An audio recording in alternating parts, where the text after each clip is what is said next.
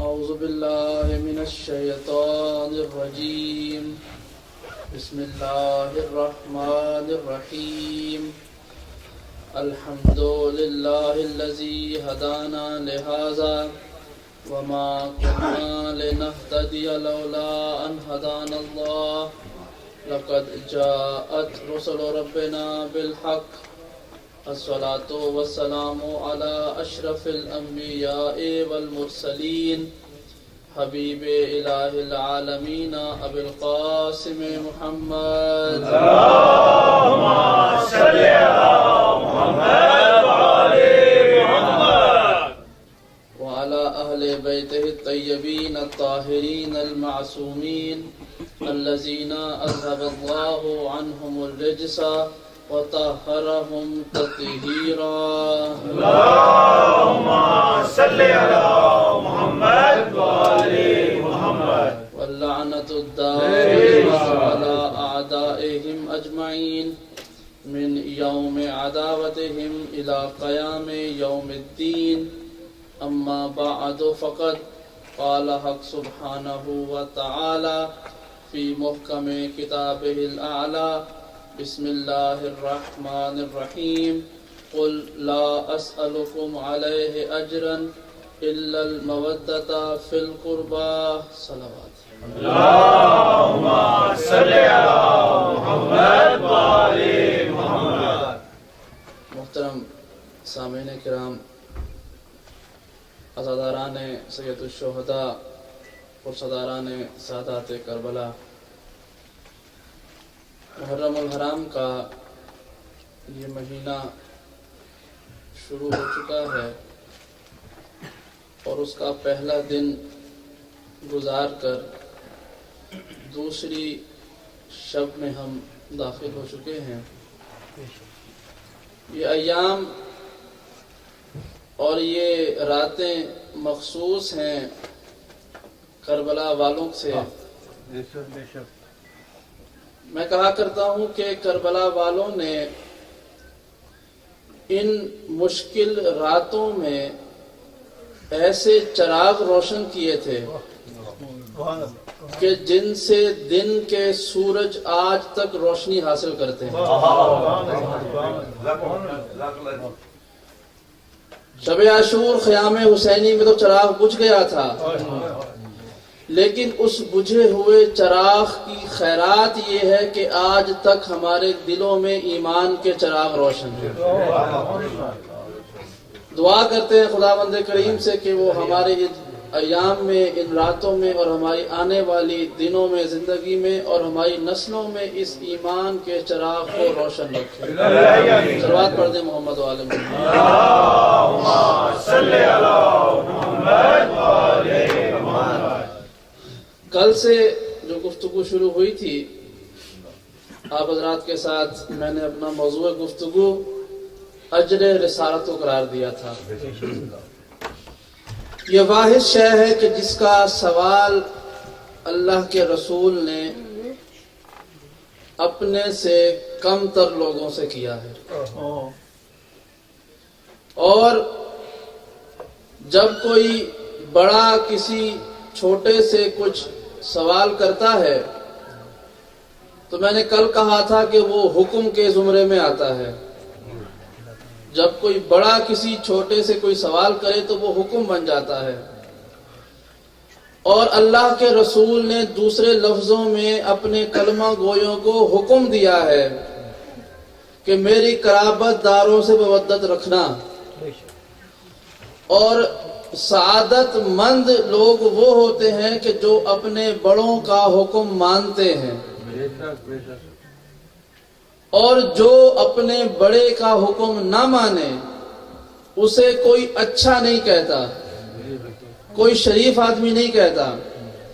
اس کی مثال ہمارا آپ کے سامنے دنیا میں موجود ہے کہ اگر کوئی اولاد اپنے ماں باپ کی نافرمان ہو جائے تو بھلے ہی وہ دنیا میں جس مرضی عہدے پر پہنچ جائے، اس کے لوگ جو اس کو جانتے ہیں وہ یہ کہتے ضرور ہیں کہ یہ ہے بڑا نافرمان، اس لیے کہ اپنے بڑوں کا ادب نہیں کرتا، اپنے بڑوں کی بات نہیں مانتا، اس کے باپ نے کہا تھا یہ کام کرنا، وہ کام نہیں کرتا، اس کے باپ نے کہا تھا یہ کام نہ کرنا، یہ وہی کام کرتا ہے۔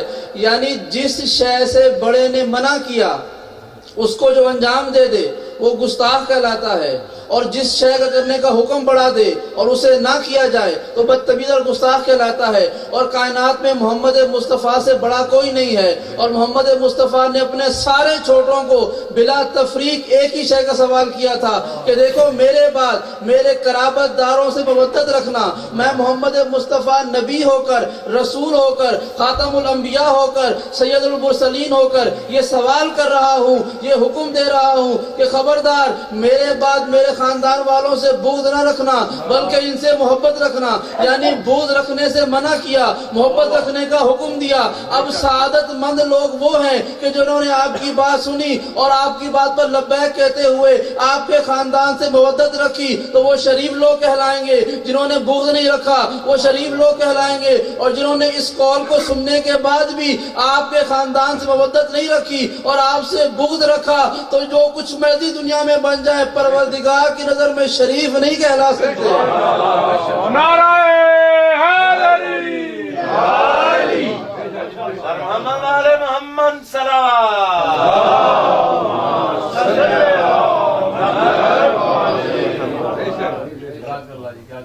بس ایک شے کا سوال کیا ہے کہ میرے قرابت داروں سے مودت رکھنا۔ اور اللہ کے رسول اس دنیا میں آئے کیوں تھے؟ کیا وجہ تھی پروردگار نے ان کو دنیا میں بھیجا؟ تو سب نے کہا انسانوں کی ہدایت کے لیے۔ اچھا انسانوں کو کیوں بھیجا؟ تو خود خدا نے فرمایا وما خلقت الجن والانس الا لیعبدون، کہ میں نے انسانوں اور جنوں کو اس لیے خلق کیا کہ یہ میری عبادت کریں، یہ عبادت کریں گے اس لیے یعنی انسانوں کی تخلیق پروردگار نے فرمائی ہے عبادت کے لیے، تو عبادت کا طریقہ بتانے کے لیے بھیجا محمد مصطفیٰ کو۔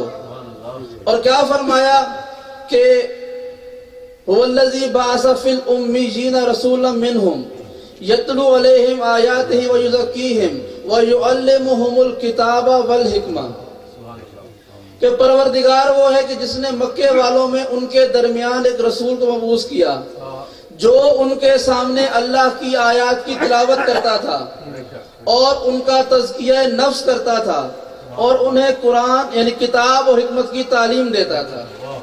یعنی رسول اللہ کے دنیا میں آنے کے یہ کام ہے بس کہ وہ آیات کی تلاوت کرے، تزکیہ نفس کرے اور کتاب اور حکمت کی تعلیم دے۔ یہ چار کام ہیں، اس کے علاوہ کوئی مقصد بعثت قرآن مجید میں نہیں موجود کہ اللہ نے آپ کو کیوں بھیجا۔ دنیا میں بھیجنے کا مقصد یہ ہے کہ وہ یہ چار کام کرے۔ محمد مصطفیٰ کی تخلیق کا مقصد اور ہے، توڑنا چاہتا ہوں، تخلیق کا مقصد اور ہے، دنیا میں آنے کا مقصد اور ہے۔ اس کی مثال یہ ہے کہ آپ حضرات صبح جاتے ہیں اپنے دفتر کام کے لیے تو آپ کے وہاں جانے کا مقصد کچھ اور ہے، جب آپ رات کو یہاں پر آتے ہیں تو یہاں کا مقصد اور ہے۔ توجہ ہے نا، توجہ ہے نا آپ حضرات؟ یعنی صبح آپ ایک کام کرتے ہیں اس کا مقصد کچھ اور ہوتا ہے، آپ رات کو یہاں پر آتے ہیں اس کا مقصد کچھ اور ہوتا ہے۔ محمد مصطفیٰ کو اللہ نے خلق کیا، اس کا مقصد کچھ اور تھا۔ دنیا میں کیوں بھیجا؟ اس کا مقصد کچھ اور تھا۔ دنیا میں اس لیے بھیجا کہ انسانوں کا تزکیہ نفس کریں، انہیں قرآن سکھائیں، انہیں کتاب اور حکمت کی تعلیم دیں۔ لیکن خلق کیوں کیا؟ خلق اس لیے کیا کنت کنزا مخفیا فاحببت ان اعرف فخلقتک یا محمد، میں چھپا ہوا خزانہ تھا، میں نے چاہا کہ پہچانا جاؤں، اپنی پہچان کے لیے محمد میں نے تجھے خلق کر دیا۔ محمد آل محمد سلام اللہم صلی علی محمد وآل محمد۔ سبحان اللہ۔ یعنی دنیا میں بھیجا تعلیم دینے کے لیے، لیکن تخلیق کیا اپنی چاہت کے لیے۔ تو میں جملہ کہہ دوں، پروردگار نے فرمایا میں چھپا ہوا خزانہ تھا، میں نے چاہا کہ پہچانا جاؤں، اس لیے میں نے محمد مصطفیٰ کو خلق کیا۔ یعنی محمد اس ذات کا نام ہے جو اپنی تخلیق سے پہلے اپنے خالق کے دل میں چاہت بن کے آ جاتا ہے. محمد اس ذات کا نام ہے، یعنی ابھی تخلیق نہیں ہوئی ہے، کہا میں نے چاہا کہ میں تخلیق کروں. یعنی پروردگار کی پہلی چاہت کا نام ہے محمد مصطفیٰ. یہ دنیا ہم پہ بے جا الزام لگاتی ہے کہ ہم محمد مصطفیٰ کے فضائل نہیں پڑھتے، کمالات نہیں پڑھتے، علی علی کرتے ہیں. مسئلہ یہ ہے کہ محمد مصطفیٰ اسی کو سمجھ میں آئے گا جو علی کے در پہ آئے گا.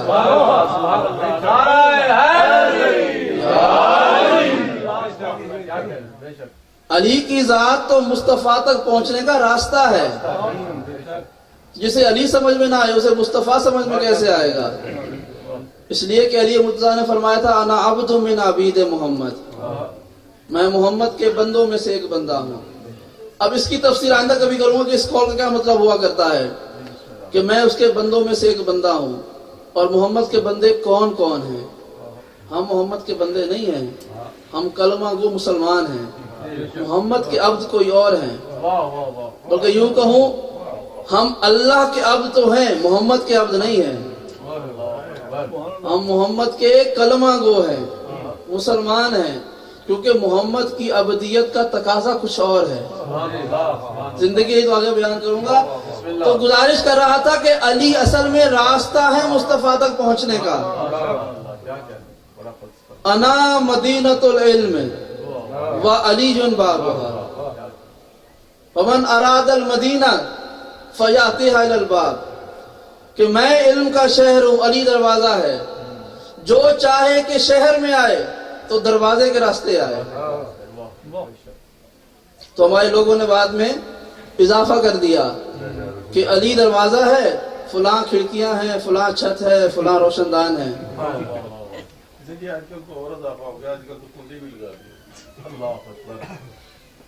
دیکھیے شریف آدمی ہمیشہ کسی گھر میں دروازے کے ذریعے ہی داخل ہوتا ہے. کھڑکیوں سے چور آتے ہیں، گھر والے نہیں آتے. تو کہا میں علم کا شہر ہوں، علی دروازہ ہے. تو پھر وہ ایک بڑی مشہور نعت کا شعر ہے، سارے نبی تیرے در کے سوالی. یہ نہیں کہا شاعر نے کہ سارے نبی تیرے سوالی، سارے نبی تیرے در کے سوالی. صلوات پڑھتے محمد والا.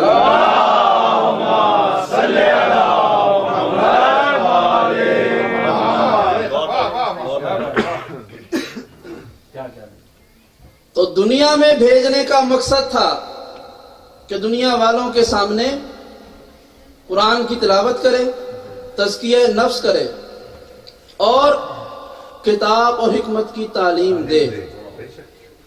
توجہ کیجئے گا کہ قرآن کے الفاظ ہیں کہ محمد مصطفیٰ تعلیم دینے کے لیے آئے ہیں، تعلیم لینے کے لیے نہیں آیا. اگر کوئی غلطی سے یہ لکھ دے کہ جب فرشتہ آیا اور اس نے کہا کہ محمد اقرا، تو محمد نے کہا میں پڑھا لکھا نہیں ہوں، تو اس میں قصور لکھنے والے کا ہے. محمد مصطفیٰ تو سکھانے کے لیے آئے ہیں. اور فرمایا کہ یہ آپ کو کتاب اور حکمت کی تعلیم دے گا. ہم نے دیکھا سید مرسلین سے پہلے جتنے بھی انبیاء آئے، کسی کے پاس کتاب تھی، کسی کے پاس صحیفے تھے، کسی کے پاس کوئی پیغام تھا. سب کا مقصد یہی تھا کہ اپنی اپنی امت کو کتاب اور حکمت کی تعلیم دیں. توجہ کے ساتھ. اور پھر ہم یہ سوال کرتے ہیں کہ اے اللہ ان انبیاء کو کتاب اور حکمت کہاں سے ملی؟ سوال صحیح ہے نا؟ دیکھیے ابھی شمسی صاحب کہہ رہے تھے کہ جہاں پر عقیدہ ایک جیسا ہو وہاں بولتے رہیے گا، اور جہاں مختلف ہو جائے وہاں خاموش ہو جائیے گا.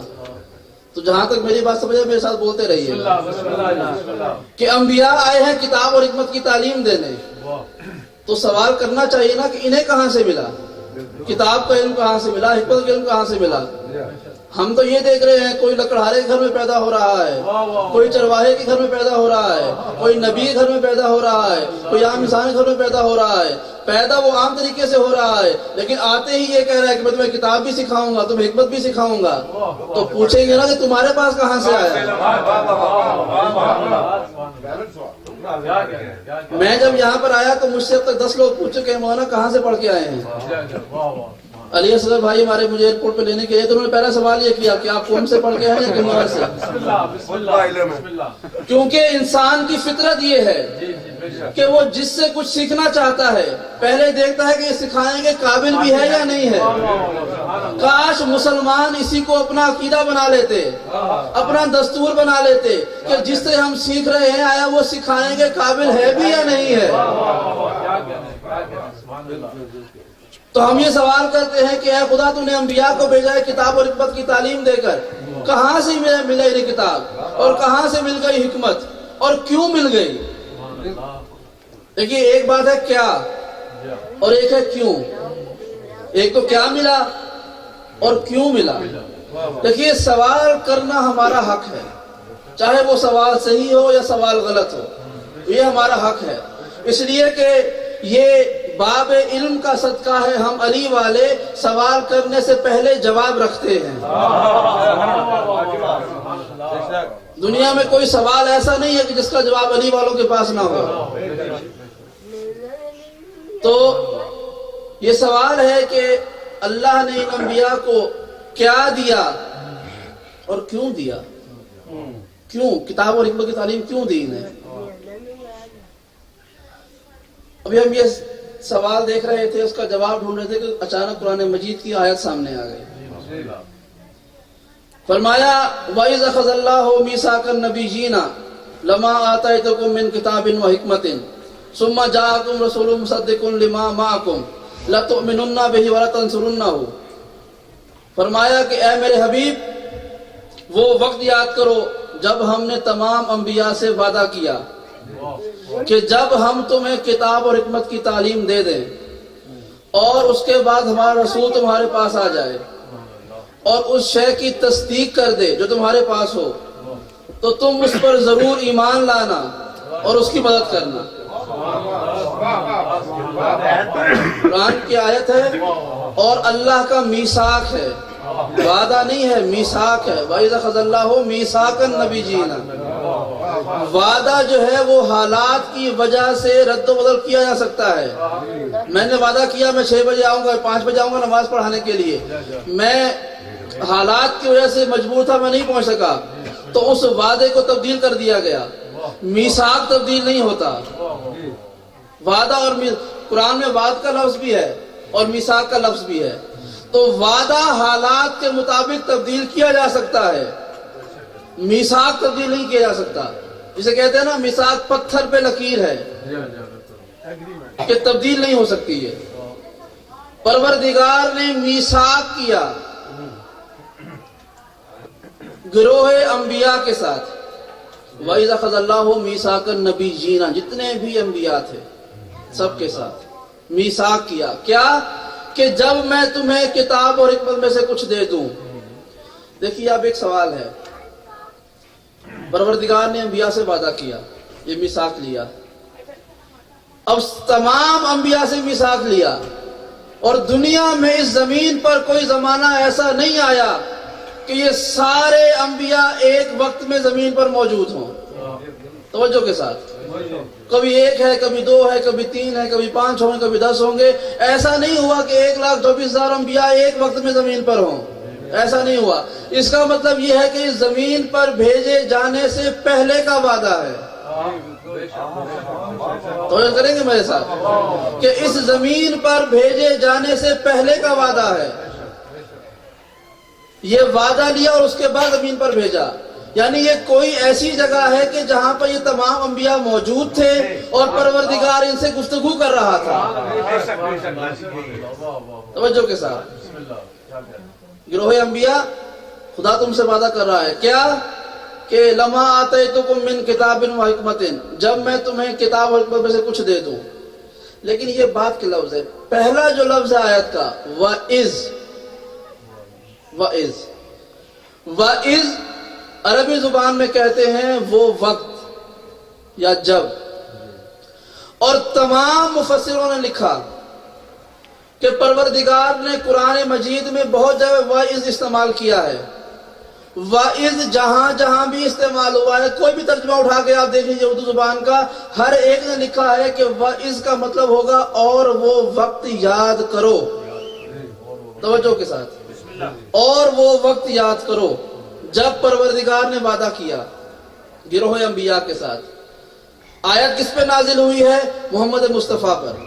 توجہ کے ساتھ، آیت نازل ہوئی ہے ہمارے رسول پر، کہ یعنی دوسرے الفاظ میں پروردگار نے کہا ہے کہ اے میرے حبیب وہ وقت یاد کرو جب پروردگار نے وعدہ لیا. اب کسی انسان کو وہ وقت یاد دلایا جاتا ہے کہ جس موقع پر وہ خود موجود ہوتا ہے. توجہ کے ساتھ، جہاں پر وہ موجود ہوتا ہے. میں آپ کہوں شاہ صاحب آپ کو پچھلے ہفتے واقعہ یاد ہے، لندن میں میں نے غدیر جشن پڑھا تھا، تو یہ کہیں گے مجھے یاد نہیں کیونکہ میں وہاں پہ تھا ہی نہیں. آپ بتائیں میں سن لوں گا، آپ کی بات مان بھی لوں گا، لیکن یاد نہ کروائیں. یاد کیا جاتی ہے وہ چیز جو انسان اپنی آنکھوں سے دیکھے. توجہ کے ساتھ، اب اللہ نے کہا کہ میرے حبیب وہ واقعہ یاد کرو جب پروردگار نے انبیاء سے میثاق لیا. توجہ کے ساتھ، یہ آیت نازل ہوئی ہے مکے میں. محمد مصطفیٰ کو کہنا چاہیے تھا پروردگار میں تو تب تھا ہی نہیں. توجہ کے ساتھ، کہ تب تو میں تھا ہی نہیں، میں تو 40 سال کے بعد نبی بنا. وہ بھی مجھے کسی عیسائی نے کہا تھا کہ محمد تم تو نبی ہو. یہ سمجھدار کے لیے اشارہ کافی ہوا کرتا ہے. فرشتے عذاب کوئی نادان نہیں آتے ہیں. اور اشارے سے فضائل بیان کرنا اور اشارے سے رذائل بیان کرنا یہ قرآن کا مزاج ہے. کیونکہ لوگ سوال کرتے ہیں نا کہ قرآن مجید میں علی کا نام نہیں ہے، شہزادی کا نام نہیں ہے، ان کے بچوں کے نام نہیں ہے. تو میں کہا کرتا ہوں کہ پروردگار نے کوئی چیز سمجھداروں کے لیے بھی چھوڑی ہے.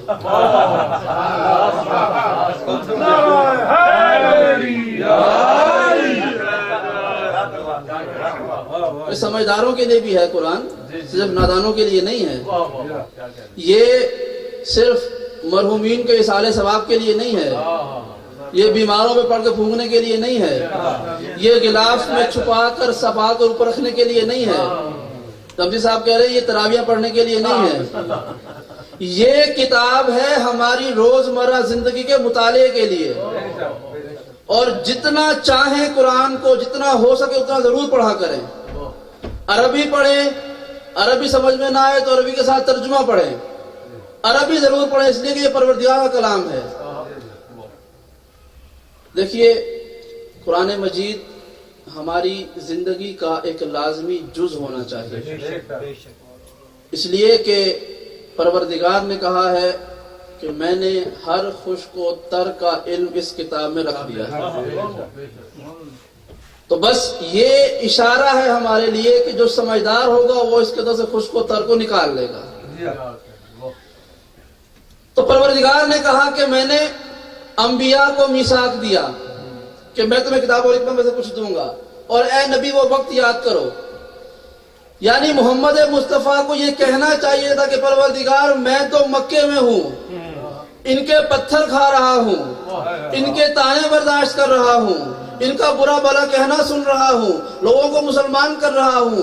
میں کہاں وہ واقعہ یاد کرتا پھروں کہ جب تو نے اپنے نبیوں سے میثاق لیا تھا، مجھے کیا پتا تو نے کب کیا تھا. نہیں، نہ پروردگار نے کوئی ایسا بیان کیا ہے اور نہ محمد مصطفیٰ نے اعتراض کیا ہے. اس کا مطلب یہ ہے کہ فطرت کا تقاضا یہی ہونا چاہیے کہ جب پروردگار نے انبیاء سے میثاق لیا، محمد مصطفیٰ کی آنکھیں اس میثاق کے منظر کو دیکھ رہی تھی.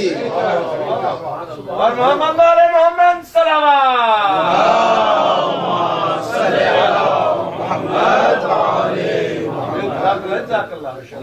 آپ کی آنکھیں اس منظر کو دیکھ رہی تھی، موجود تھے. اب ایک سوال کا جواب دے دیجئے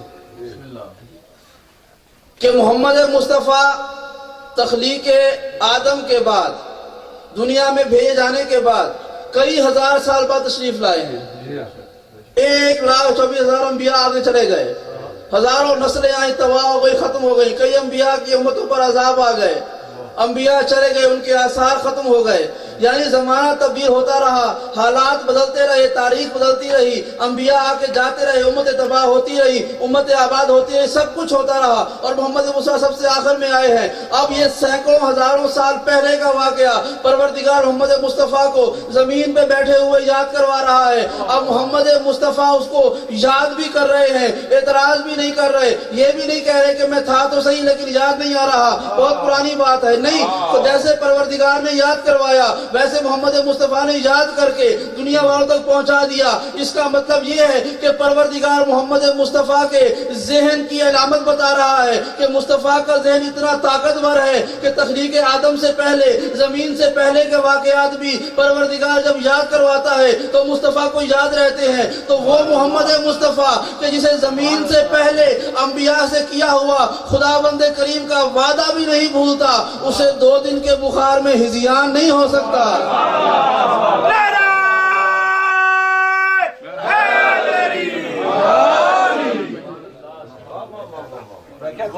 سلوات پڑھ دیں محمد والے.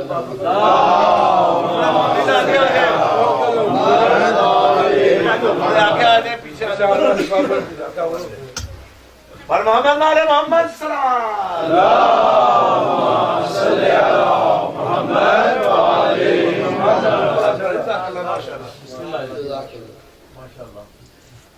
یعنی جسے زمین سے پہلے کے واقعات یاد ہیں اس کا دماغ اتنا کمزور نہیں ہوگا کہ 2 دن کے بخار میں اس کو ہذیان ہو جائے.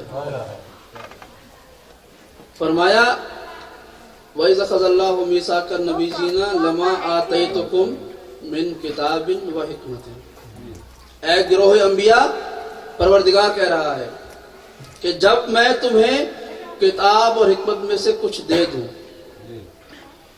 یہ ترجمہ میں نے کیا ہے کچھ دے دوں، یہ پھر میرا دعویٰ ہے کہ لفظ استعمال ہوا ہے من کتاب و حکمت. من کا مطلب ہی ہوتا ہے کسی بڑے حصے میں سے چھوٹا حصہ الگ کر دینا. توجہ کیجئے گا.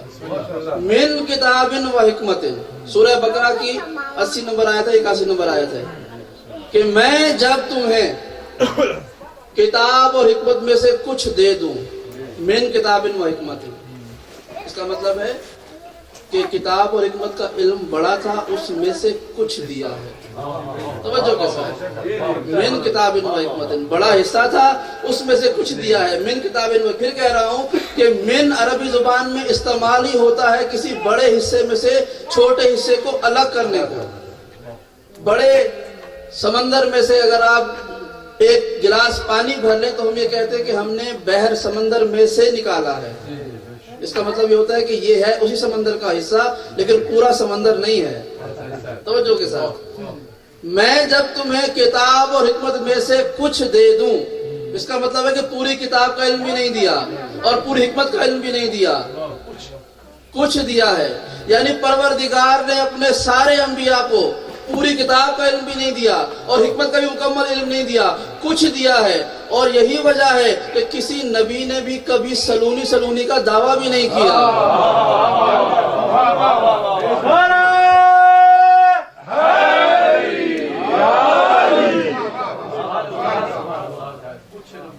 کچھ دیا، اس لیے کسی نبی نے دعویٰ بھی نہیں کیا. اور جسے سب کچھ دیا، کل شیء احصیناہ فی امام مبین، کہ جب جس امام مبین کو ہر شے کا علم دے دیا اسی نے کہا تھا سلونی جو پوچھنا چاہتے ہو پوچھو. محمد آل محمد صلوات اللہم صلی علی محمد وآل محمد. جب میں تمہیں کچھ دے دوں، پھر ثم جاءکم رسول مصدق لما معکم، جب میں تمہیں کتاب اور حکمت میں سے کچھ دے دوں پھر میرا رسول آئے گا اور اس شے کی تصدیق کرے گا جو تمہارے پاس ہوگی. یعنی کتاب اور حکمت میں دوں گا، پھر جب تمہارے پاس آ جائے گی میرا رسول آ کر اس کی تصدیق کرے گا. توجہ کے ساتھ. اس کا مطلب یہ ہے کہ وہ ایک رسول الگ تھا, یہ گروہ انبیاء الگ تھا. توجہ کے ساتھ. وہ تصدیق کرنے والا الگ ہے, تصدیق کرنے والا الگ ہے, جس کو دیا جا رہا ہے وہ الگ ہے. اب سنیے گا, جملہ سنیے گا. فرمایا تصدیق کرے گا, محمد مصطفیٰ میں رسول تصدیق کرے گا جو کچھ میں تمہیں دوں گا. پروردگار نے دے دیا, مصطفیٰ تصدیق کریں گے آگے. اب یہ سوال ہے کہ تصدیق کہاں ہوتی ہے؟ تصدیق تب ہوتی ہے کہ جب میں کوئی دعویٰ کروں, آپ مجھے جانتے نہ ہوں, آپ کہیں گے کہ جاؤ کسی بڑے سے لکھوا کے لاؤ, تصدیق کروا کے آؤ, جو تم کہہ رہے ہو یہ سچ کہہ رہے ہو. توجہ کے ساتھ. کہ وہ وہاں پر جہاں مجھے کوئی جانتا نہ ہو, میں اپنی درخواست دوں کچھ کام کرنے کی, کچھ امداد کی, کچھ نوکری, کسی بھی کام میں, اور وہ کہیں کہ ہم آپ کو جانتے نہیں ہیں, آپ کے حالات یہ صحیح ہیں یا نہیں ہے, جاؤ کسی اور سے تصدیق کروا کے آؤ جس کو ہم سب جانتے ہوں. توجہ کے ساتھ. جس سے ہم جانتے ہوں جاؤ تصدیق کروا کے لاؤ. اب پروردگار یہ کہہ رہا ہے کہ میں کتاب اور حکمت دوں گا اور تصدیق کرے گا محمد مصطفیٰ. توجہ کے ساتھ.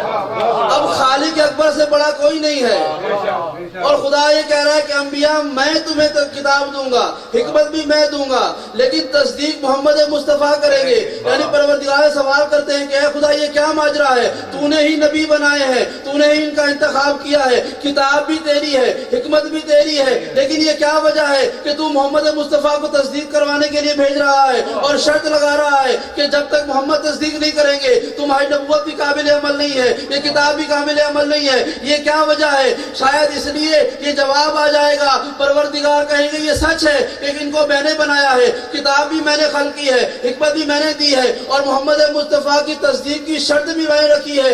اسی لیے کہ انبیاء کو یہ معلوم ہونا چاہیے کہ بے شک انہیں خدائی کتاب اور حکمت مل جائے, جب تک محمد مصطفیٰ تصدیق نہ کر لیں ان کی نبوت کسی قابل نہیں ہوگی. محمد والے محمد صلوات.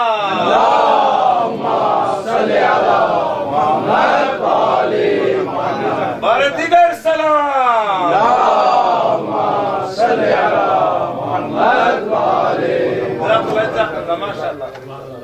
جب تک مصطفیٰ تصدیق نہ کر دے یہ نبوت کسی قابل نہیں ہوگی. تو اب انصاف کیجیے گا دنیا والوں کہ اگر معصوم نبی کو اللہ کی طرف سے دی ہوئی نبوت بھی محمد کی تصدیق کے بغیر بیکار ہے, تو دنیا والوں کو سقیفے کی خلافت محمد کی تصدیق کے بغیر کس طرح معتبر ہو جائے گی؟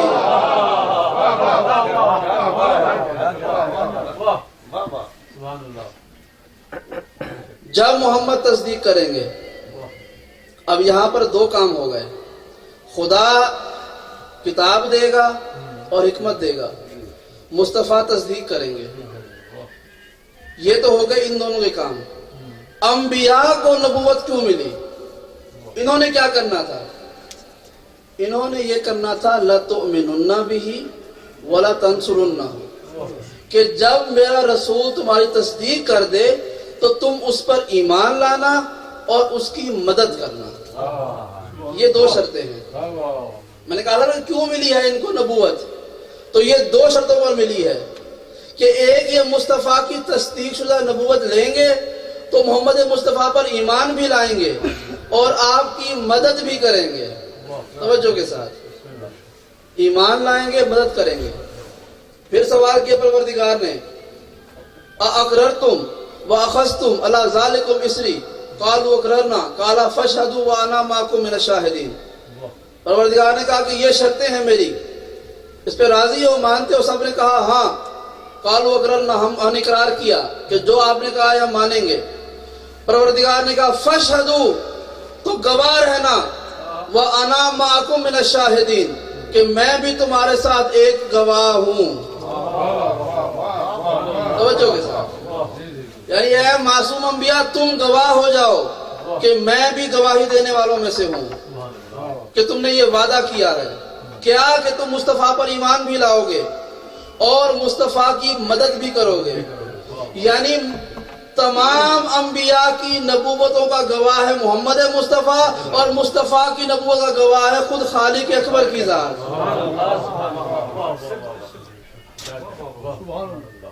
बस गुफ्तगू का आखिरी जुमला। फिर कहा कि अब मैं यहाँ पर एक जुमला रोक के सवाल करता हूँ। ईमान लाया जाता है कलमा पढ़ के, चाहे रसूलुल्लाह घर में हो तो ईमान ले आए उन पर, वो सफर में हो तो ईमान लाया जा सकता है, वो जंग में हो तब भी ईमान, जो वो जहां पर भी हो, इस बात से गर्ज़े नजर कि वो कहां पर है, किस हाल में है, वो दुनिया में ज़ाहिरन है भी या नहीं है, पर्दा फरमा गए, ईमान लाया जा सकता है। लेकिन मदद तब होती है कि जब वो मुश्किल में होंगे। तवज्जो के साथ, मदद होती है मुश्किल में। परवरदिगार ने कहा है तुम उस पर ईमान भी लाना, उसकी मदद भी करना। या तो यूं होता कि मुस्तफा होते सबसे पहले नबी और कयामत तक जिंदा रहते, तो जहां जहां वो मुश्किल में गिरते वहां वहां ये नबी मदद करते, समझो के साथ, वहां वहां मदद करते। नहीं, वो आए हैं सबसे आखिर में जब कोई नबी नहीं था, और मुश्किलें भी इतनी पड़ी उन पर कि वो खुद फरमाते हैं जितना मैं मुश्किलों में गिरा हूं कोई नबी मुश्किलों में नहीं गिरा। लेकिन कमाल की बात है कोई नबी मदद करने के लिए नहीं आया। सवाल है ना, आप खामोश ना हुआ करें। बस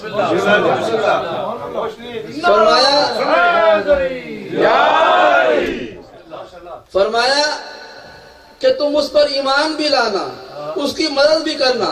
अब होना ये चाहिए था कि वो अंबिया कहते कि परवरदिगार ये कैसा वादा ले रहा है कि हम जब वो मुश्किलों में होगा हम होंगे ही नहीं, हम कैसे उसकी मदद करेंगे। ये तो ना देने वाली बात हुई ना। यानी मैं अब किसी से वादा कर लूं कि जी अब वो खुदा ना खास्ता मिसाल दे रहा हूं कि अगर फलस्तीन पर दोबारा हमला हुआ तो मैं यहाँ से अपनी फौज लेकर चला जाऊंगा। भाई ना मेरे पास फौज है ना मैं वहां जा सकता हूँ, ये कैसा वादा है। तो परवरदिगार ने जब कहा तो अंबिया ने एतराज भी नहीं किया, गया खुदा ये कैसा वादा है कि हम होंगे ही नहीं, और तू कह रहा है कि वादा करना, और वो शर्त लगा रहा है कि ये शर्त है नबूवत मिलने की। ईमान तो हम ले आएंगे अभी अभी, मदद कब करेंगे। ना अंबिया ने एतराज किया और ना खुद मुस्तफा ने सवाल किया कि खुदा ये कैसी बात है, ये तो मुझे कहाँ इस्तेमाल कर रहा है, ये कैसा वादा मुझसे ले रहा है कि जब मैं यहाँ पर मुश्किलों में होऊंगा ये सब आराम से जन्नत में बैठे हुए होंगे, कोई भी नहीं होगा, सब आके जा चुके होंगे। अच्छा, एक मजे की बात है, इसके उलट काम हुआ। वादा था कि अंबिया मुस्तफा की मदद करेंगे, हमने देखा कि मुस्तफा ने अंबिया की मदद की है, ये उलट हुआ है। तो ये ना अंबिया ने सवाल किया ना मुस्तफा ने एतराज किया, आपने कहा तस्दीक करता हूं, तस्दीक भी करवा ली, मदद का वादा भी कर लिया गया, वादा ले भी लिया गया और खुदा शाहिद भी बन गया। अब होना क्या चाहिए था कि जब मक्के की गलियों में लोग मुस्तफा को पत्थर मार रहे थे, आप पे उजरी डाल रहे थे, आपको मक्का से निकाला जा रहा था, आपको शेब अबी तालिब में डाल दिया गया था, आपको कोई जादूगर कह रहा था, कोई दीवाना कह रहा था, कोई शायर कह रहा था, ये तमाम तकलीफें थी। होना ये चाहिए था कि वो अंबिया की अरवा जो दुनिया में आगे जा चुकी थी, जब वो वादा कर चुकी थी कि जब मुस्तफा को मुश्किल होगी तो हम मदद करने के लिए जाएंगे। ना आदम जमीन पर आते हैं, ना ईसा जमीन पर आते हैं, ना मूसा जमीन पर आते हैं, ना कोई नबी खुदा से कहता है कि खुदा इजाजत दे तो हम जाके मुस्तफा की मदद करें, ना अंबिया की तलब है कि हम जाके मदद करें। और हैरत की बात यह है कि मुस्तफा ने भी नहीं कहा कि ए आदम तुम कहाँ गए, तुमने तो मदद का वादा किया था, ए मूसा आते क्यों नहीं हो, ईसा आते क्यों नहीं हो, इब्राहिम आते क्यों नहीं हो, इस्माइल आते क्यों नहीं हो, तुम सबने तो मदद का वादा किया था। मैं यहाँ पत्थर खा रहा हूँ, इतने पत्थर खाए हैं कि सर का खून पाँव में जमा हो गया है, कोई मदद करने के लिए नहीं आ रहा। ना अंबिया आसमान से नीचे आ रहे हैं और ना मुस्तफा किसी को बुला रहे हैं कि अंबिया मेरी मदद के लिए आ जाओ। हमने तारीख में क्या मंजर देखा कि जब भी मुस्तफा पर कोई मुश्किल आई है तो मुस्तफा ने आदम को नहीं बुलाया, इब्राहिम को नहीं बुलाया, मूसा ईसा को नहीं बुलाया। जब भी मुश्किल बुलाया है तो सिर्फ यही कहा है कि या अली मेरी मदद करने के लिए आ जाओ।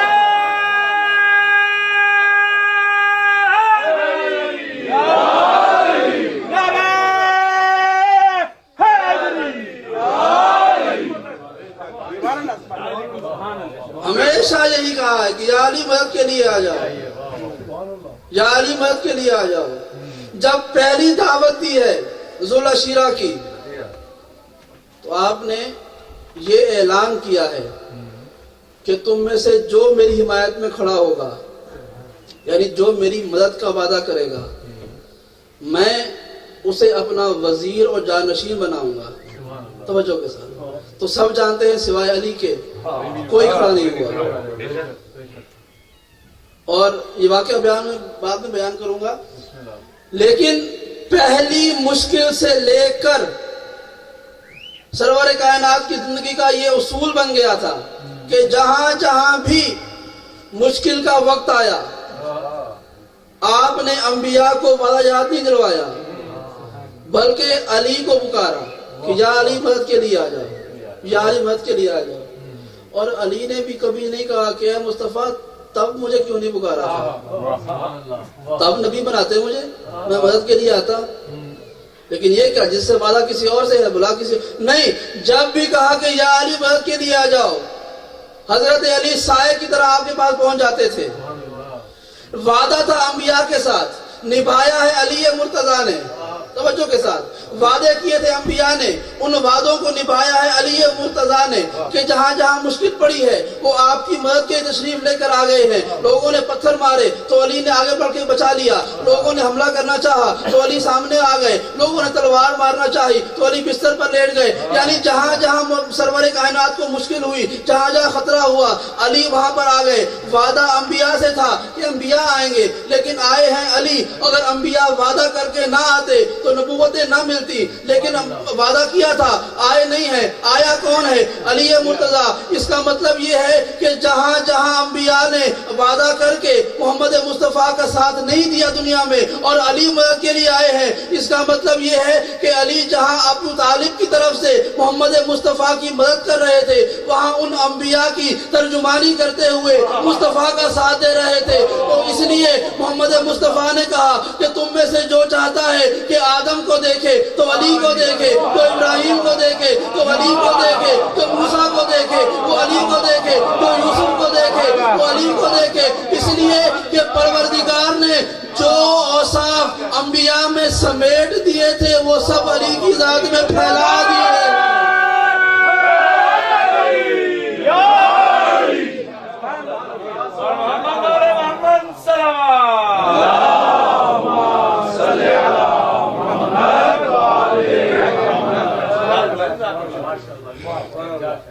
دیگر سلام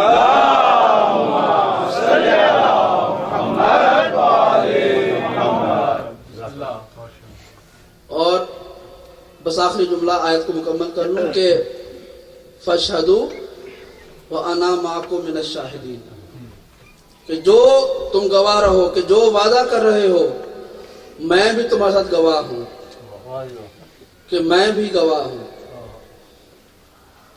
کہ تم نے یہ وعدہ کیا ہے۔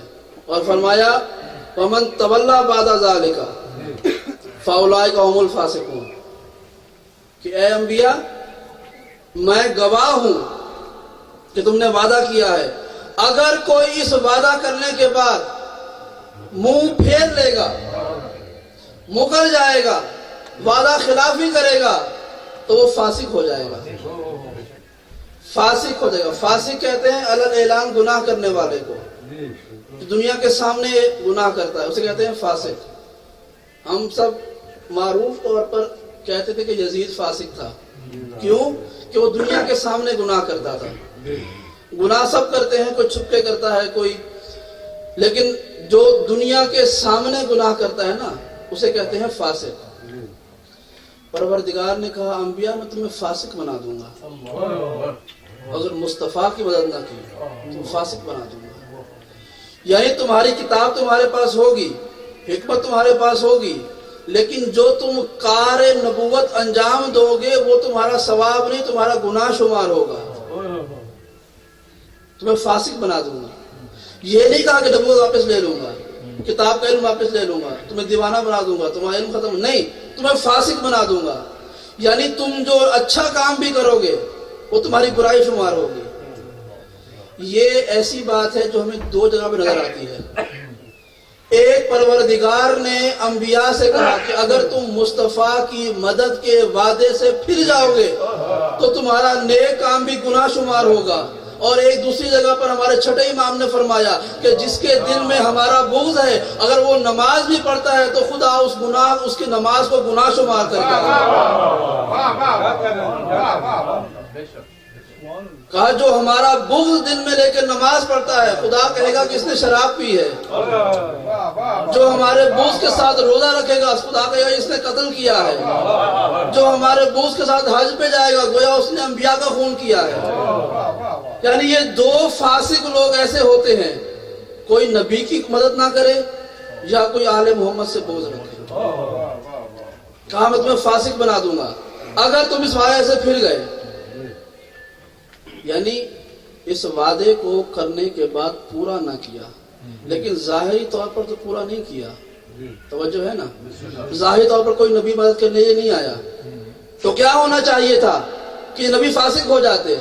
नहीं, फासिक नहीं हुए, उल्टा हमें कहा गया है कि हम उन पर भी ईमान लाएं। हमारे ऊपर वाजिब है कि हम उन अंबिया पर भी ईमान लाएं कि वो भी नबी थे। यानी वो वादा भी पूरा ना करें, फिर भी हमारे ऊपर वाजिब है कि उनका ईमान लाएं। इसका मतलब ये है कि उनकी नबूवतें बेकार नहीं हुई हैं, उनकी नबूवतें बाकी हैं और हमारा उन पर ईमान लाना भी वाजिब है। अब सवाल ये है कि उन्होंने वादा पूरा नहीं किया, फिर किस तरह नबूवत बाकी हो गई? अब ये जवाब मिला है, वो जो अली ने जगह जगह मुस्तफ़ा की मदद की थी, वो सिर्फ मुस्तफ़ा की जान नहीं बचा रहा था, अंबिया की नबूवतें भी बचा रहा था। नारे हैदरी, नारे तकबीर, अल्लाहु अकबर, नारे रिसालत, या रसूल अल्लाह, नारे हैदरी, या अली, हैदरी, या अली, अल्लाहुम्मा सल्ली अला मुहम्मद व आले मुहम्मद। बस आखिरी जुमला कि अगर ये तमाम अंबिया उस वक्त मदद न करते तो फासिक हो जाते। और मुस्तफ़ा जमीन पर आए हैं ला इलाहा इल्लल्लाह कहलवाने। सबसे पहला जुमला कहा कूलू ला इलाहा इल्लल्लाह तुफलिहू, कहो ला इलाहा इल्लल्लाह तुम कामयाब हो जाओगे। तवज्जो के साथ, अगर अंबिया मोहम्मद मुस्तफ़ा की नबूवत पर ईमान ना लाएं और आपकी मदद ना करें तो नबूवतें खत्म हो जाएंगी। यही आयत का तर्जुमा है, मफहूम यही है कि आप तमाम अंबिया की नबूवतों का दारो मदार है मुस्तफ़ा की नबूवत पर, और मुस्तफ़ा की नबूवत के इकरार का ऐलान है मुहम्मदुर रसूलुल्लाह। तवज्जो के साथ, यानी मुस्तफ़ा जमीन पर आए हैं ला इलाहा इल्लल्लाह का पैगाम लेकर, और अंबिया की नबूवतें रुकी हुई हैं मुहम्मदुर रसूलुल्लाह पर। अगर ये आप वादा करके पूरा ना करें तो अंबिया की नबूवतें फासिक हो जाएंगी। यानी तमाम अंबिया की नबूवतों का दारो मदार है मोहम्मद मुस्तफ़ा की नबूवत पर, यानी मोहम्मदुर रसूलुल्लाह पर। खुद मोहम्मद मुस्तफ़ा पैगाम लाए हैं ला इलाहा इल्लल्लाह का, यानी ला इलाहा इल्लल्लाह है मोहम्मद मुस्तफ़ा की ज़ात के साथ, और अंबिया की नबूवतें रुकी हुई हैं मोहम्मदुर रसूलुल्लाह पर। और तेरी तमाम अंबिया से कहा अगर मुस्तफ़ा पर ईमान ना लाए तो नबूवतें बेकार हो जाएंगी, कोई काम ही अंजाम नहीं दिया तुमने, गुनहगार हो जाओगे। ला इलाहा इल्लल्लाह रुका हुआ है मोहम्मद रसूलुल्लाह पर, और परवरदिगार ने एक मौका पर अपने रसूल से कहा या अय्युहा रसूलो बल्लिग मा उन्जिला इलैका मिन रब्बिका फइन लम तफअल फमा बल्लगता रिसालतहू, कि ऐ मेरे हबीब अगर तुमने वो पैगाम ना पहुंचाया तो तेरे रब ने दिया है तो तेरी नबूवत ज़ाया हो जाएगी। तो परवरदिगार के इस पैगाम के बाद मोहम्मद मुस्तफ़ा ने मजमे को जमा किया और ऐलान किया मन कुंतो मौला हो फहादा अली मौला, जिसका मैं मौला हूँ उसका ये अली मौला है। यानी परवरदिगार का निजाम ऐसा बन गया था कि ला इलाहा इल्लल्लाह मुस्तफ़ा का पैगाम था, और तमाम अंबिया की नबूवतें रुकी हुई थी मोहम्मद मुस्तफ़ा पर, यानी मोहम्मद रसूलुल्लाह पर, और मोहम्मद रसूलुल्लाह रुका हुआ था अली वलीउल्लाह पर।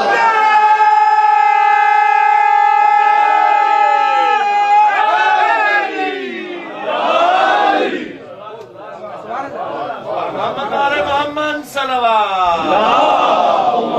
सल्ले अला मुहम्मद व आले मुहम्मद। ला इलाहा इल्लल्लाह रुका हुआ था मोहम्मद रसूलुल्लाह पर, और मोहम्मद रसूलुल्लाह रुका हुआ था अली वलीउल्लाह पर। تو اب ہمیں معلوم ہوا کہ انبیاء کے پاس کتاب اور حکمت کی تعلیم کہاں سے آئی. اس لیے ہم پر واجب قرار دیا گیا کہ ہم ان پر ایمان بھی لائیں، اور ہم نے بھی کوئی اعتراض نہیں کیا. اس لیے کہ یہ جملہ معترضہ ہے، شاید کسی کو سمجھ میں نہ آئے، لیکن میں پھر کہہ رہا ہوں کہ صرف علی وہ واحد ذات ہے کہ جس کا احسان انبیاء پر بھی ہے، اپنے شیعوں پر بھی ہے. بے شک وہ ہم پر بھی احسان کرتے ہیں، وہ انبیاء پہ بھی احسان کرتے ہیں. یعنی علی اس ذات کا نام ہے، وہ ان ہستیوں پر احسان کرتا ہے جس پر ایمان لائے بغیر ہمارا ایمان مکمل نہیں ہوتا. تو علی ولی اللہ یعنی ولایت اہل بیت، ولایت علی اصل و اساس تھی اس پیغام کی، اس پیغام کی اساس تھی. میں نے پہلے کہا تھا کہ جس کو بچانے کے لیے سب سے زیادہ قربانیاں اسی علی ولی اللہ کے گھر سے دی، سب سے زیادہ قربانیاں.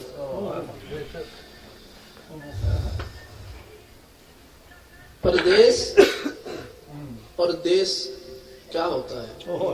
ہم سب پردیس میں رہتے ہیں، حالانکہ ہمارے ماں باپ بھی یہیں پر ہیں، کئی لوگوں کے بچے بھی یہیں پر ہیں، گھر والے بھی یہیں پر ہیں، پھر بھی ہم کہتے ہیں کہ یہ پردیس ہے.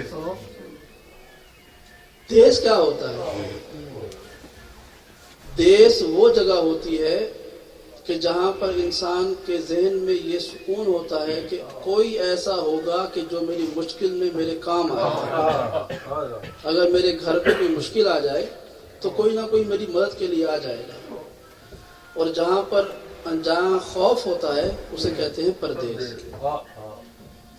دیش تو اپنا ہی اچھا ہوتا ہے اگر کوئی سکون سے رہنے دے تو.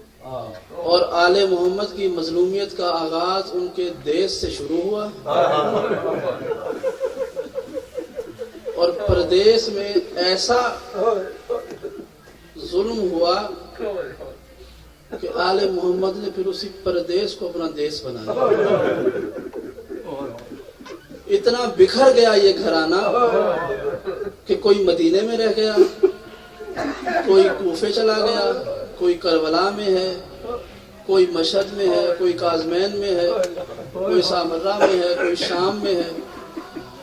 یعنی اتنے ظلم ہوئے اس گھرانے پر کہ اس گھرانے کا کوئی ایک دیس باقی نہیں رہا.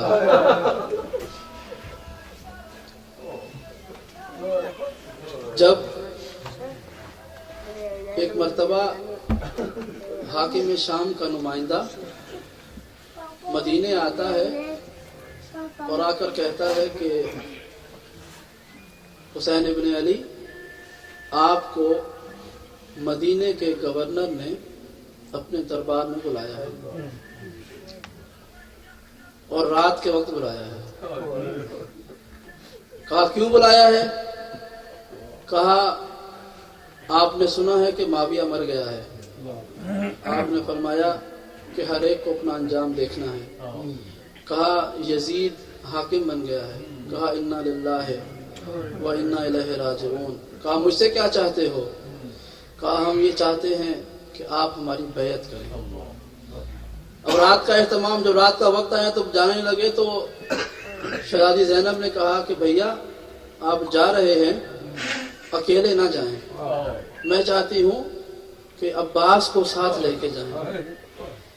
دیکھیں عباس صرف کربلا میں زینب کی ڈھارس نہیں تھا، بلکہ مدینے میں بھی عباس تھا. کہا عباس کو ساتھ لے کے جائیں. کہا میری بہن تم جانتی ہو کہ مدینہ میری مقتل گاہ نہیں ہے، یہاں مجھے کچھ نہیں ہوگا. کہا بھیا میں جانتی ہوں لیکن پھر بھی میرا دل مطمئن نہیں ہے، میں چاہتی ہوں آپ ان کو ساتھ لے کے جائیں. کہا طے یہ پایا کہ بنی ہاشم کے جوان امام کے ساتھ جائیں گے لیکن دربار کے باہر کھڑے رہیں گے. اگر امام کی آواز بلند ہوگی تو یہ اندر آ جائیں گے. اب اندر گئے امام،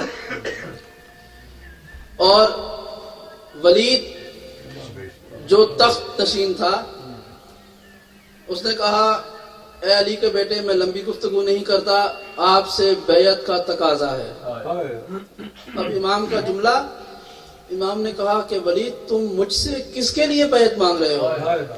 کہا یزید ابن معاویہ کے لیے.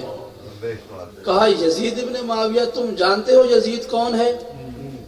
کہا وہ ہے کہ جو شراب پیتا ہے، جو اللہ کے حرام کو حلال کرتا ہے اور حلال کو حرام کرتا ہے، وہ جوا کھیلتا ہے، وہ جانوروں کے ساتھ کھیلتا ہے، اور تم مجھ فاطمہ کے بیٹے سے اس کے لیے بیعت مانگ رہے ہو۔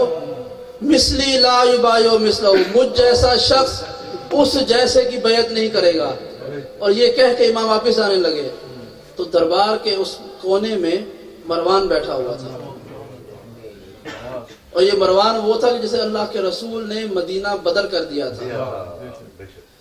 تو جب یہ جانے لگے امام تو مروان نے اشارہ کیا کہ اے ولید، اگر آج حسین تیرے یہاں سے زندہ چلا گیا تو تیری گورنری چلی جائے گی، یا بیعت لو یا قتل کر دو۔ جب یہ جملہ سنا تو امام نے کہا کہ اے ہمارے آزاد کردہ غلاموں کی اولاد، اے آوارہ ماں کے بیٹے، تو مجھے قتل کی دھمکی دے رہا ہے۔ جب یہ جملہ کہا کہ تو مجھے قتل کی دھمکی دے رہا ہے، یہ آواز بلند ہوئی تو بنی ہاشم کے جوان دروازہ کھول کے اندر تشریف لے آئے اور امام کو اپنی تلواروں کے سائے میں لے کے واپس چلے گئے۔ اگلے دن صبح کی نماز کے بعد امام کے گھروں سے سامان باندھنے کی آوازیں آنے لگی۔ مدینے میں ایک خبر پھیل گئی کہ حسین مدینے کو چھوڑ کے جا رہے ہیں۔ بس دو جملے کہا، مدینے کو چھوڑ کے جا رہے ہیں۔ محرم کے آغاز میں اگر روانگی کا ذکر نہ کیا جائے تو محرم ادھورا رہتا ہے۔ کہا یہ مدینے کو چھوڑ کے جا رہے ہیں۔ اب جملہ سنیں گے، میں نے یہ کہا تھا کہ سادات کے ساتھ وہ ظلم ہوا کہ ان کا دیس بھی دیس نہیں رہا۔ اب جب نماز سے فراغت ہوئی تو امام نے عجیب حکم دیا، کہا سب لوگ اپنے اپنے نام عباس کے پاس لکھوا دیں۔ جملہ سننا، سب کے نام لکھوا دیے گئے اپنے اپنے گھر والوں کے۔ جب بنی ہاشم کے ناموں کی باری آئی تو امام نے کہا کہ عباس میں آپ کو نام لکھواؤں گا۔ سب کے نام امام نے خود لکھوانا شروع کیے، اپنا نام بھی لکھوایا، علی اکبر کا نام بھی لکھوایا، علی اصغر کا نام بھی لکھوایا، قاسم کا نام بھی لکھوایا، سب کے نام لکھواتے لکھواتے یہاں تک کہ جب بہنوں کی باری آئی تو زینب کا نام لکھوایا، ام کلثوم کا نام لکھوایا، اپنی ازواج کا نام لکھوایا، ام لیلہ، ام رباب، ام فروہ، سب کے نام لکھواتے رہے۔ جب فہرست مکمل ہو گئی حضرت عباس نے کہا مولا فہرست مکمل ہو گئی ہے۔ کہا بھیا عباس مکمل ہے۔ کہا آقا ایک دفعہ پھر دیکھ لیجئے۔ کہا پڑھ کے سنو، آپ نے پڑھ کے سنا، کہا مکمل ہے۔ کہا دست بستہ، مولا ایک دفعہ پھر دیکھ لیجئے۔ کہا عباس کیا کہنا چاہتے ہو؟ کہا مولا آپ نے سب کے نام لکھوا دیے، علی اکبر کی بہن کا نام نہیں لکھوایا۔ کہا سب کے نام لکھوا دیے، صغرا کا نام نہیں لکھوایا، فاطمہ صغرا کا نام نہیں لکھوایا۔ کہا کہ نہیں فاطمہ صغرا نہیں جائے گی۔ جب یہ خبر صغرا کے پاس پہنچی کہ صغرا نہیں جائیں گی، راوی کہتا ہے جناب فاطمہ صغرا جس طرح سے بیٹھی ہوئی تھی جب کھڑی ہوئی تو لڑکھڑا کے نیچے گر گئی۔ کہا کہاں جا رہی ہو بی بی؟ کہا یہ کیسے ہو سکتا ہے کہ بابا سفر پر جائیں اور مجھے چھوڑ کے جائیں؟ میں اپنے بابا سے بات کروں گی کہ مجھے بھی اپنے ساتھ لے جائیں۔ ہزاروں جملہ سنو گے، امام نے آہستہ آہستہ سب گھروں کو تالے لگانا شروع کیے۔ اب راوی کہتا ہے کہ 40 دروازے تھے بنی ہاشم کے گھروں کے، 40 میں سے 39 کو تالے لگا دیے گئے، ایک دروازہ کھلا چھوڑ دیا گیا۔ سب باری باری آ کر اپنی سواریوں پر سوار ہونے لگے، تمام سامان بھی باندھ کر سواریوں پہ رکھ دیا گیا۔ قریب تھا کہ یہ قافلہ چلا جاتا، حضرت محمد ابن حنفیہ آتے ہیں۔ کہا مولا حسین میں تو اپنی بیماری کی وجہ سے ساتھ نہیں جا سکتا، لیکن ایک گزارش کرنا چاہتا ہوں، کیا ضروری ہے کہ آپ مردوں کے ساتھ ہماری آقا زادیاں بھی جائیں؟ امام نے کہا ہاں بھیا یہ ضروری ہے، ان اللہ شاء ان یراہن سبایا، خدا نے تقدیر میں لکھا ہے کہ میری بہنوں کو ہاتھوں میں رسن باندھے ہوئے دیکھے۔ اجرکم اللہ، کہ خدا انہیں قیدی بنا ہوا دیکھے۔ اب جملہ سننا، پھر محمد حنفیہ کہتے ہیں مولا اگر جانا ہی ہے تو کچھ دیر انتظار کریں، یہ ظہر کے وقت نکلنے کی بجائے ذرا مغرب کا انتظار کر لیں، آپ شام کے وقت نکل جائیں تاکہ اندھیرا ہو سکے اور شیطانیوں کے پردے باقی رہ سکیں۔ میں کہوں گا محمد حنفیہ، آج آپ کو مدینے میں زینب کے دن میں نکلنے پر اعتراض ہے، کل کوفہ و شام کا بازار ہوگا اور یا مدینہ نہیں، لوگ کہیں گے